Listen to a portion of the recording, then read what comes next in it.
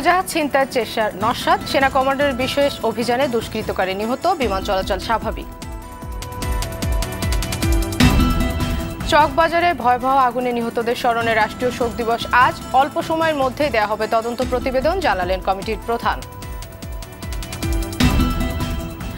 Pilkhana tragedy দিবস আজ। হত্যা মামলার রায় হলেও 10 বছরেও শেষ হয়নি বিস্ফোরক মামলার বিচার কাজ।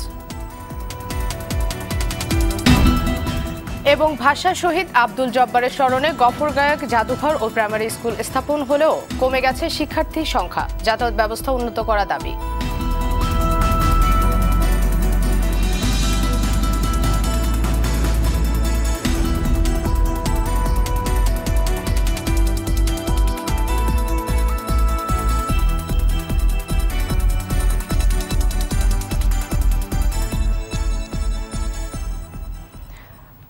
আসসালামু আলাইকুম। শুনছিলেন মার্কেন্টাইল ব্যাংক সংবাদ শিরোনাম, আপনাদের সঙ্গে আছি আমি মনা সাদাত। এগিয়ে চলো কল্পনার রাজ্যে। এবার বিস্তারিত। চট্টগ্রামে বাংলাদেশ বিমানের একটি উড়োজাহাজ ছিনতাইয়ের চেষ্টা চালিয়ে ব্যর্থ হয়েছে মাহাদি নামে এক দুর্বৃত্ত। সেনাবাহিনীর বিশেষ কমান্ডো অভিযানে সে নিহত হয়। রোববার বিকেলে ঢাকা থেকে ছেড়ে যাওয়া দুবাইগামী উড়োজাহাজটি অস্ত্রধারী ছিনতাইকারীর উপস্থিতি ধরা পড়ে। এরপর পাইলট চট্টগ্রাম বিমানবন্দরে জরুরি অবতরণ করান। সেখানে পাইলট সহ 146 যাত্রী ও ক্রুদের নিরাপদে নামিয়ে আনা হয়। চট্টগ্রাম থেকে কাজী মঞ্জুরুল ইসলামের রিপোর্ট, জানাচ্ছেন অভি ইসলাম। বিকেল 3:30টায় ঢাকা থেকে ছেড়ে যায় বাংলাদেশ বিমানের দুবাইগামী উড়োজাহাজ BG-147। কিছুক্ষণ পর সেটিতে অস্ত্রধারী যুবকের উপস্থিতি ধরা পড়ে।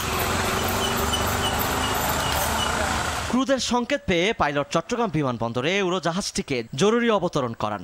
নামিয়ে আনা হয় বিমানে থাকা 146 যাত্রী ও ক্রুকে। ভেতরে রয়ে যায় অস্ত্রধারী যুবক ও একজন ক্রু। চট্টগ্রাম থেকে দুবাইগামী যাত্রীদের ওই বিমানে আর ওঠানো হয়নি। হঠাৎ করে দেখি দৌড়াদৌড়ি, তো জিজ্ঞাসা করলে প্রথমে শুনি যে আগুন লাগছে বিমানে, পরে শুনি যে বাংলাদেশ বিমান হাইজ্যাক করছে। ঢাকা থেকে এখানে আসতে 40 থেকে 45 মিনিট সময় লাগে। এর ভিতরে মাঝামাঝি যখন তারা বুঝতে পারলো যে এয়ারক্রাফট কর্তৃপক্ষ যখন বুঝতে পারলো যে এখানে কোনো ধরনের সমস্যা হয়েছে, তখন তারা ফ্লাইটটা এখানে অবতরণ করেছে। বিশেষ এই পরিস্থিতিতে বিমানবন্দরের দায়িত্ব নেয় সেনাবাহিনীর স্পেশাল ফোর্স। ছিনতাইয়ের চেষ্টাকারী সন্ত্রাসীকে আটক করতে শুরু হয় কমান্ডো অভিযান।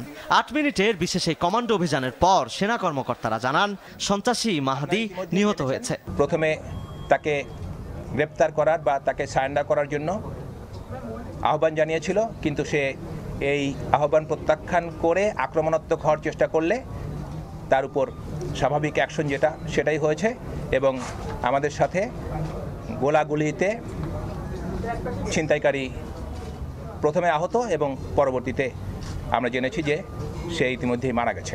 নিহত সন্ত্রাসী যুবককে সেই পরিচয় এখনো নিশ্চিত করা যায়নি। অভিযানের ঘণ্টাখানেক পর থেকে শাহ আমানত বিমানবন্দরের স্বাভাবিক কার্যক্রম শুরু হয়। অভি ইসলাম, RTV। শাহজালাল আন্তর্জাতিক বিমানবন্দরের নিরাপত্তা বলয় পেরিয়ে অস্ত্র নিয়ে যাওয়া সম্ভব নয়। তারপরেও কিভাবে গেল সেটি তদন্ত করে দেখা হবে জানিয়েছেন বেসামরিক বিমান চলাচল কর্তৃপক্ষের chairman air vice marshal Naim Hasan. ঘটনা প্রসঙ্গে তিনি জানান, সাধারণত ছিনতাইকারীরা যাত্রী বা কেবিন ক্রুদের জিম্মি করে, তবে এই ঘটনায় কাউকে জিম্মি করা হয়নি। এতে কারো গাফিলতি ছিল কিনা তা খতিয়ে দেখা হবে। ঘটনা তদন্তে কাল একটি কমিটি করা হবে বলেও জানান বিবেচক চেয়ারম্যান।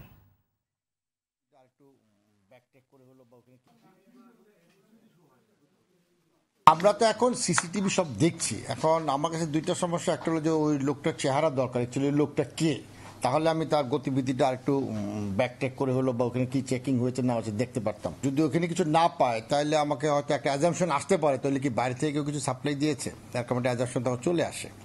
তো এটা এখন ওই লোকটার চেহারাটা আমার দরকার, না হলে আমি আইডেন্টিফিকেশন ইজ মাস্ট।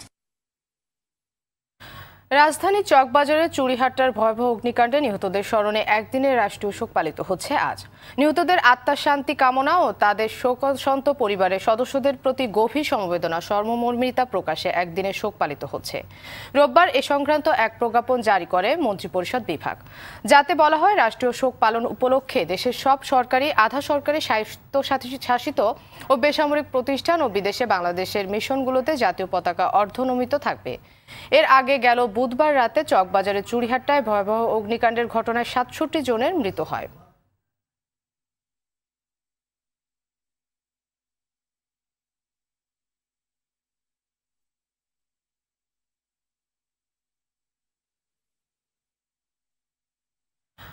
দর্শক, রাজধানীর চকবাজারে রয়েছেন আমাদের সহকর্মী শাহাবুদ্দিন শিহাব, সরাসরি যুক্ত হচ্ছেন আমাদের সাথে। শিহাব, চকবাজারে ভয়াবহ আগুনে নিহতদের স্মরণে তো আজ রাষ্ট্রীয় শোক দিবস পালিত হচ্ছে, তো এই মুহূর্তে সেখানকার পরিবেশ কেমন দেখছেন আমাদেরকে জানান।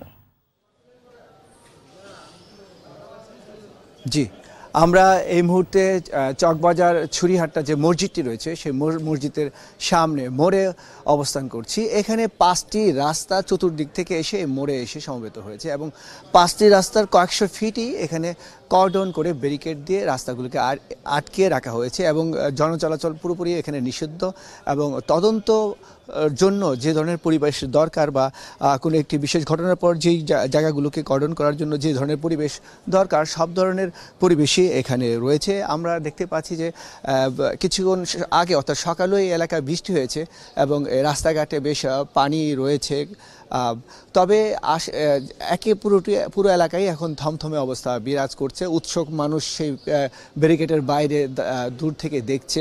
ভিতরে নিরাপত্তা বাহিনী, পুলিশ, র্যাব সবাই আছে এবং বিভিন্ন ইলেকট্রনিক প্রিন্ট মিডিয়া বা অনলাইন মিডিয়ার সাংবাদিকরাও এখানে অবস্থান করছেন। এখানে বাসাবাড়িগুলো প্রায় বেশ কিছু বাসাবাড়ি পুড়ে গিয়েছে, যেগুলোতে গোডাউন ছিল, পরিবার বা ফ্যামিলিও থাকতো। দোকানপাট এবং হোটেল টোটেলও এখানে রয়েছে, সবগুলি আসলে এখানে বন্ধ রয়েছে এবং পুরোটি এলাকা থমথমে বিরাজ করছে।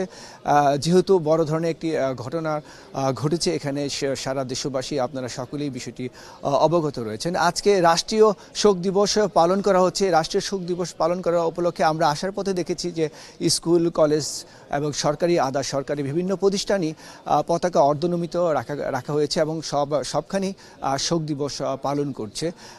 তো এই ছিল আমার কাছে সর্বশেষ তথ্য ছুরিহাট্টা চকবাজার থেকে। শিহাব, আপনাকে ধন্যবাদ। দর্শক, রাজধানীর চকবাজার থেকে জানাচ্ছিলেন আমাদের সহকর্মী শাহাবুদ্দিন শিহাব। চলে যাচ্ছি পরের সংবাদে। অল্প সময়ের মধ্যেই চকবাজারের আগুনের ঘটনার তদন্ত প্রতিবেদন দেওয়া হবে বলে জানিয়েছেন তদন্ত কমিটির আহ্বায়ক প্রদীপ রঞ্জন চক্রবর্তী। তিনি জানান, প্রত্যক্ষদর্শীদের বক্তব্য, ভিডিও ফুটেজ, পুড়ে যাওয়া বিভিন্ন আলামত আমলে নিয়ে কাজ শুরু হয়েছে।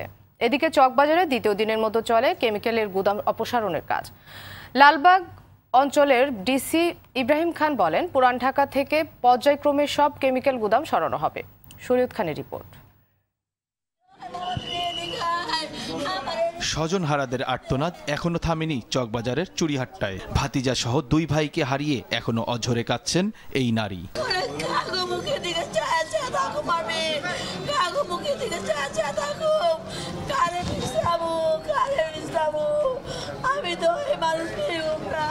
সৌভাগ্যক্রমে সেদিন যারা বেঁচে গেছেন তাদেরকে এখনো তাড়িয়ে বেড়ায় দুঃসহ সেই স্মৃতি। আগুনের একটা বিশাল বড় একটা গোলা আমার গাড়ির বনেটের উপরে এসে পড়ার সাথে সাথে গাড়িতে আগুন ধরে যায়। থাকা অবস্থায় দেখলাম অনর্গল আওয়াজ হতেই থাকতেছে, বিকট শব্দ হইতেই থাকতেছে আর এলাকায় পুরো আগুনের ছড়াছড়ি।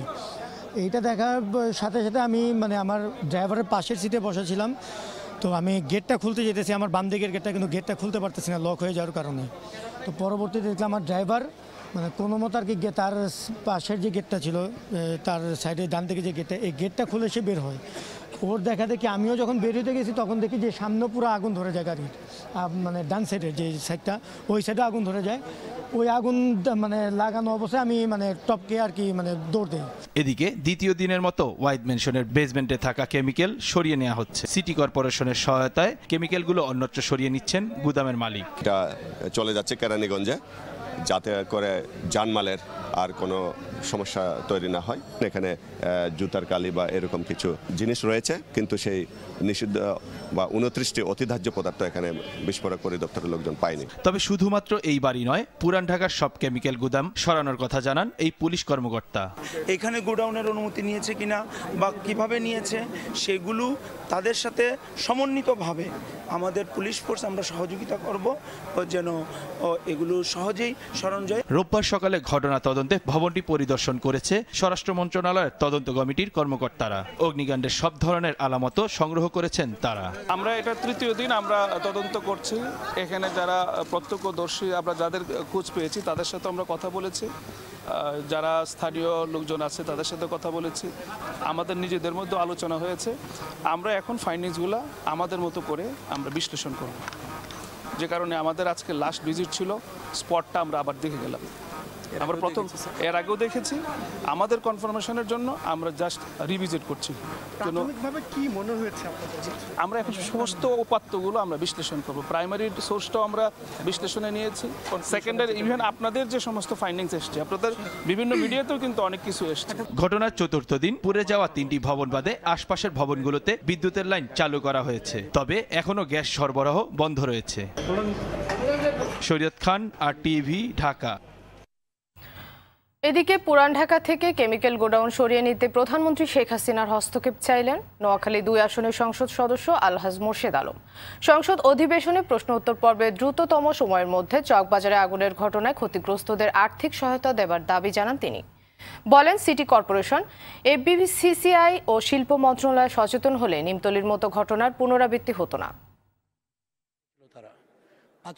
চট্টগ্রাম, টঙ্গী, কুমিল্লা গত 30 জানুয়ারি মহামান্য রাষ্ট্রপতি মাননীয় স্পিকার, আমি থেকে নির্বাচিত মাননীয় সদস্য জনাব মোর্শেদ আলম, তার মধ্যে 90% 90 তার কথা যার জন্ম এই মর্মান্তিক ঘটনা যত লোক মৃত্যুবরণ করেছে তার মধ্যে 90% লোক আমার নির্বাচনী এলাকার এবং 70% লোক আমার নিজ ইউনিয়ন, আমার গ্রামের।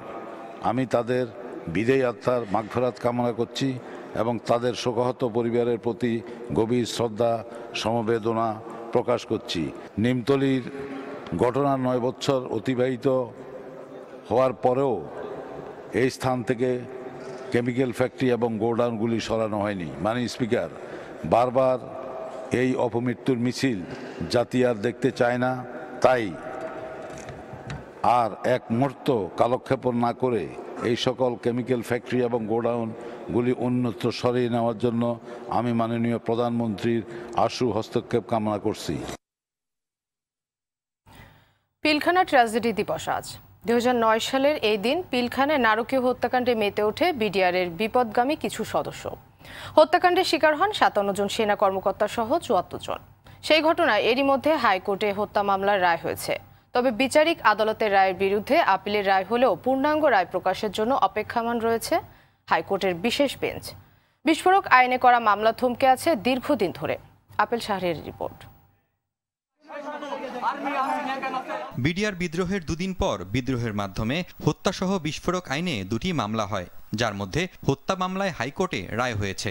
2013 সালের 5 নভেম্বর এ মামলায় বিশেষ জজ আদালতের বিচারক ডক্টর আখতারুজ্জামান রায় ঘোষণা করেন। 850 আসামির মধ্যে ডিএডি তৌহিদ সহ 152 জনকে ফাঁসির দণ্ড দেয় নিম্ন আদালত। যাবজ্জীবন দেয়া হয় 160 জনকে। এছাড়া বিভিন্ন মেয়াদে সাজা হয় 256 জনের, খালাস পান 277 জন। 2017 সালের 27 নভেম্বর বিচারপতি মোহাম্মদ শওকত হোসেন, বিচারপতি মোহাম্মদ আবু জাফর সিদ্দিকী ও বিচারপতি নজরুল ইসলাম তালুকদার হত্যা মামলায় হাইকোর্টের রায় ঘোষণা করেন। রায়ে 139 জনের ফাঁসি বহাল থাকে। মৃত্যুদণ্ডপ্রাপ্ত 8 জনকে দেয়া হয় যাবজ্জীবন, 4 জন পান খালাস আর 1 আসামি মারা যান রায়ের আগেই। যাবজ্জীবন সাজায় দণ্ডিত 160 জনের মধ্যে 146 জনের সাজা বহাল থাকে, খালাস পান 12 জন আর মারা গেছেন 2 জন। খালাসপ্রাপ্ত 277 জনের মধ্যে 69 জনের বিরুদ্ধে আপিল করেছিল রাষ্ট্রপক্ষ। তাদের মধ্যে 31 জনকে যাবজ্জীবন দিয়েছে হাইকোর্ট। 4 জনের 7 বছর আর বাকি 34 জনের খালাসের রায় বহাল। বিভিন্ন মেয়াদে দণ্ডিত 256 জনের মধ্যে 182 জনকে 10 বছর, 8 জনকে 7 বছর, 4 জনকে 3 বছর ও 29 জনকে খালাস দিয়েছেন উচ্চ আদালত। আদালতের রায়ের বিরুদ্ধে আপিলের পূর্ণাঙ্গ রায় এখনো প্রকাশ হয়নি। এমন অবস্থায় আসামিপক্ষের আইনজীবী বলছেন, পূর্ণাঙ্গ রায় পেলে আপিল বিভাগে যাবেন তারা। ওই রায়ের সার্টিফাইড কপি প্রাপ্তির জন্য আবেদন করে রেখেছি। আমরা পূর্ণাঙ্গ রায়টি প্রকাশিত হলে আমরা সেই রায়ের বিরুদ্ধে অ্যাপিলেট ডিভিশনে আপিল করব। পূর্ণাঙ্গ রায় না পাওয়ার কারণে আমরা এখন পর্যন্ত আপিল করতে পারি নাই। আর অ্যাটর্নি জেনারেল বললেন, আসামিপক্ষ আপিল বিভাগে গেলে পরবর্তী ব্যবস্থা নেওয়া হবে। পিলখানা মামলা তো রায় হয়ে গেছে, এখন যারা আসামি পক্ষ তারা আপিল করার বিষয়ে সার্টিফাইড কপি পেয়েছে কি না বা তারা কতখানি আপিল অগ্রসর হয়েছে এটা তাদের ব্যাপার। নিম্ন আদালতে চলা বিস্ফোরক আইনে করা মামলার জট দ্রুত খুলবে বলে প্রত্যাশা বিচার প্রার্থীদের। Apple Shahriar, RTV, Dhaka. দর্শক, এই মুহূর্তে বনানী কবরস্থানে আছেন আমাদের সহকর্মী সোহেল রানা। সেখান থেকে সরাসরি যুক্ত হচ্ছেন তিনি। রানা বনানী কবরস্থানে কারা এবং কোন কোন সংগঠন শ্রদ্ধা নিবেদন করছেন এবং তারা কি বলছেন আমাদেরকে জানান।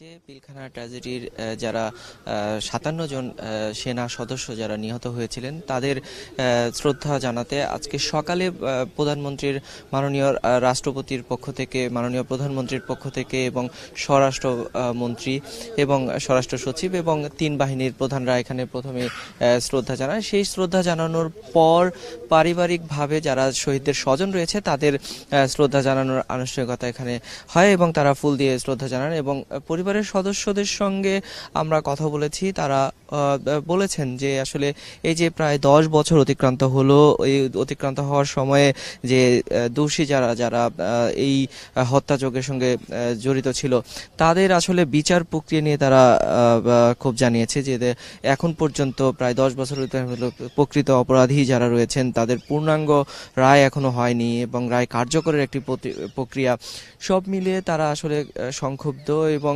বলেছেন এছাড়া তারা জানিয়েছেন যে সরকার থেকে সহযোগিতা যা তাদের করছে সেটা নিয়ে তারা সন্তুষ্ট, কিন্তু এই বিচার প্রক্রিয়া নিয়ে তারা অনেকটাই অসন্তুষ্টি প্রকাশ করেছেন এবং দেখতেই পাচ্ছেন এখানে শহীদদের সন্তানরা আসছে, তাদের স্বজনেরা আসছেন, তারা সবাই শ্রদ্ধা জানাচ্ছেন এবং তারা মোনাজাত করেছেন। এবং আরেকটি বিষয় বলে রাখি যে সেনা সদরগুলো যে রয়েছে সারা দেশে সব সেনা সদরের মসজিদগুলোতে তারা প্রার্থনার ব্যবস্থা করেছেন। তো মোনা এই ছিল বনানীর সেনা কবরস্থান থেকে সর্বশেষ অবস্থা। ধন্যবাদ রানা আপনাকে। দর্শক, বনানী সামরিক কবরস্থান থেকে জানাচ্ছিলেন আমাদের সহকর্মী সোহেল রানা। চলে যাচ্ছে পরের সংবাদে। 1952 সালে বাংলা ভাষার দাবিতে যে কয়জন মানুষ বুকের তাজা রক্ত ঢেলে দিয়েছিলেন তাদের একজন আব্দুল জব্বার। এই ভাষা শহীদের স্মৃতি সংরক্ষণে ময়মনসিংহের গফরগাঁয়ে পাচুয়া গ্রামে জাদুঘর ও প্রাইমারি স্কুল স্থাপনা করা হলেও যাতায়াত সমস্যার কারণে শিক্ষার্থী কমে গেছে। এ বিষয়ে যথাযথ ব্যবস্থা নিতে সরকারের প্রতি অনুরোধ জানিয়েছেন পরিবার। ময়মনসিংহ প্রতিনিধি বিপ্লব বসাকের তথ্যচিত্রে জানাচ্ছেন অফি ইসলাম। ময়মনসিংহের গফরগাঁও উপজেলায় পাচুয়া গ্রামে 1919 সালে শহীদ আব্দুল জব্বারের জন্ম। 1952 সালের 21শে ফেব্রুয়ারি রাষ্ট্রভাষা বাংলার দাবিতে ছাত্র জনতার মিছিলে পুলিশের গুলিতে শহীদ হন তিনি। তার স্মৃতি সংরক্ষণে গ্রামের নাম পরিবর্তন করে রাখা হয় জব্বারনগর। 2008 সালে প্রতিষ্ঠা করা হয় ভাষা শহীদ আব্দুল জব্বার গ্রন্থাগার ও স্মৃতি জাদুঘর। সম্প্রতি রাস্তার বেহাল দশায় গ্রন্থাগার ও স্মৃতি জাদুঘরে দর্শনার্থীদের আনাগোনা কমে গেছে। স্থানীয়রা বলছে এখানে একটি কলেজ প্রতিষ্ঠা করা হলে সারা বছরই কোলাহল মুখর থাকবে এলাকাটি। এজন্য জমিও দান করতে চান তারা। সরকারি মহলের লোকজন খালি বলে আশ্বাস দেয়, কিন্তু এখন পর্যন্ত এটা আমরা পাচ্ছি না। কিন্তু কারিগরি কলেজ হলে আমি এটা জমি আরো যতটুকু দিতে হয় আমি দান করব। শহীদ জব্বার নগর যে হয়েছে এটা যদি নগরে রূপান্তরিত হয় এটাই আমার আকুল আবেদন। পাঠাগার ও স্মৃতি জাদুঘরের রাস্তাটি সংস্কারের দাবি জানায় পরিবার। পাঠাগারে যাওয়ার জন্য যে সমস্ত রাস্তাঘাট হয়েছে এই সমস্ত রাস্তাঘাটগুলো সবগুলো রাস্তাঘাটের উন্নতি এবং সবগুলো রাস্তাঘাট যেন পাকা হয়ে যায়, মানুষ যাতে সহজে যেতে পারে আসতে পারে, এটাই আমার দাবি। শিগগিরই গ্রন্থাগারে পত্রপত্রিকা সরবরাহ ও রাস্তাটি সংস্কারের উদ্যোগ নেওয়া হবে বলে জানান জেলা প্রশাসক। রাস্তা আছে, তারপরেও রাস্তা চওড়া করার জন্য মানুষ যে দাবি তুলেছে সেটি আমরা আমাদের স্থানীয় সরকার প্রকৌশল অধিদপ্তরের মাধ্যমে এটি করা হবে। কারিগরি কলেজ সেটি যথাযথ কর্তৃপক্ষের সাথে আলোচনা করে আমরা এটিও প্রতিষ্ঠা করার জন্য সক্রিয়ভাবে চিন্তা করব। ভাষা আন্দোলনের শহীদদের গৌরবময় স্মৃতি রক্ষণাবেক্ষণে সরকার কার্যকরী উদ্যোগ নেবে এমনটাই প্রত্যাশা সবার। অফি ইসলাম, টিভি। সকালের সংবাদ শেষ করার আগে মার্কেন্টাইল ব্যাংক শিরোনামগুলো আরও একবার।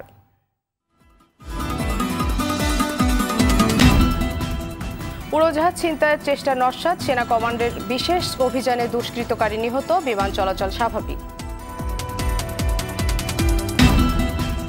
চকবাজারে ভয়াবহ আগুনে নিহতদের স্মরণে রাষ্ট্রীয় শোক দিবস আজ। অল্প সময়ের মধ্যেই দেয়া হবে তদন্ত প্রতিবেদন, জানালেন কমিটির প্রধান। পিলখানা ট্র্যাজেডি দিবস আজ। হত্যা মামলার রায় হলেও 10 বছরও শেষ হয়নি বিস্ফোরক মামলার বিচার কাজ। এবং ভাষা শহীদ আব্দুল জব্বারের স্মরণে গফরগাঁয়ে জাদুঘর ও প্রাইমারি স্কুল স্থাপন হলেও কমে গেছে শিক্ষার্থীর সংখ্যা, যাতায়াত ব্যবস্থা উন্নত করা দাবি। সকালের সংবাদ এই পর্যন্ত। আরটিভির সর্বশেষ সংবাদ জানতে যে কোনো মোবাইল ফোন থেকে 2414 নম্বরে ডায়াল করুন। আর মোবাইল ফোনে সংবাদ দেখতে অ্যাপ স্টোর, গুগল প্লে বা উইন্ডোজ স্টোর থেকে ডাউনলোড করুন আরটিভি অ্যাপস।